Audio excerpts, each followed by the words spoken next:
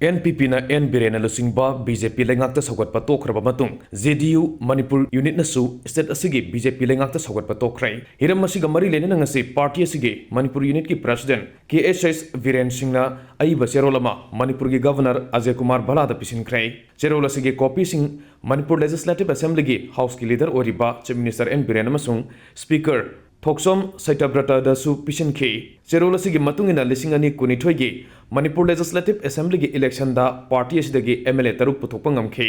adubu MLA Abdul Nasir Khaknatana atai MLA mangadi BJP da songsinkhe masina maram orega Indian Constitution gi 10 schedule gi makhada anti defection mayokna duna speaker gi tribunal da makhogi wile panduna leiri amaromda assembly mifam dasu MLA Abdul Nasir ge phampham ase opposition bench ta thamle JDU na India block ki mapang oikibadagi BJP gi state lengak asida sawatpa tokle amadi MLA Abdul Nasir ge sitsu opposition MLA ama oina house treat tawudabani hairi ningsingba yai lisingani kunmarigi November 13 ta NPP Manipur unit na N Biren gi BJP lengak ta sawatpa tokhibani